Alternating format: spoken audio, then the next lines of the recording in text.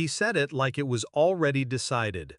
70% of your salary will be for your sister. The other 30 for me. As simple as that.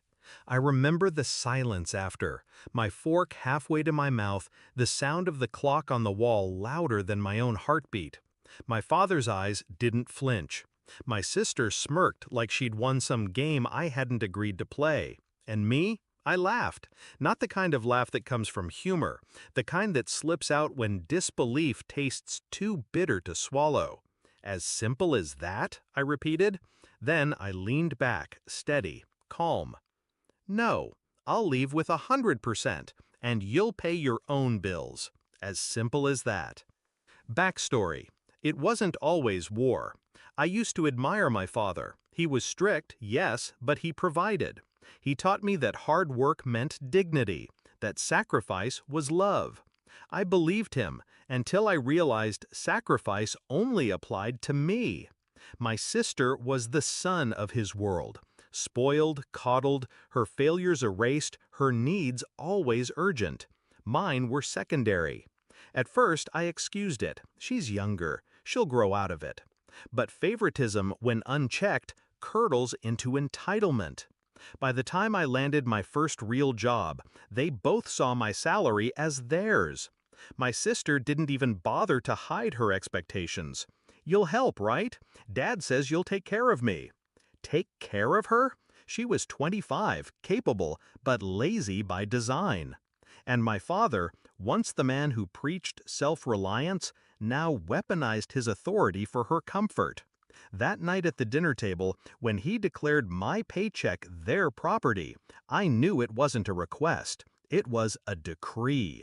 The discovery. Their plan wasn't casual. I stumbled across it weeks before. I found messages on my father's phone while he napped.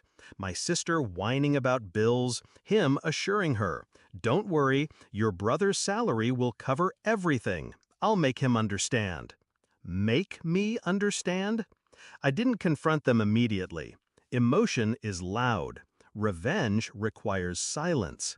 I smiled through dinners, nodded through lectures, listened as they outlined their vision for my money.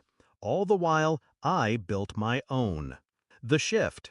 Here's what they didn't realize. Independence isn't just financial, it's strategic. My name was on my lease, my accounts, my car. Every contract was mine alone. They were banking on my obedience, not my foresight. I decided not only to walk away, but to let them feel the weight of the void I'd leave behind. Step 1, I redirected my pay. New account, new bank, untraceable to them. Step 2, I canceled every automatic payment that tied me to their comfort, utilities, groceries, family subscriptions that I alone had funded. Step 3, I moved. Quietly, methodically, one box at a time until my apartment was stripped of me, leaving nothing but walls. I didn't leave a note, just absence. The execution. The first call came on the 1st of the month. My father, his voice tight. "Your sister's rent wasn't paid. Did you forget?" I let the silence hang before answering. "No, I didn't forget. It's just not my rent to pay." He barked my name, but I ended the call. By week 2, the utilities in their house, electricity, gas, even internet, were cut off. They hadn't realized every account was in my name, and I had closed them all. My sister messaged in all caps, "Fix this now." I didn't reply. By week 3, their credit cards declined. I had been the guarantor on their last desperate applications.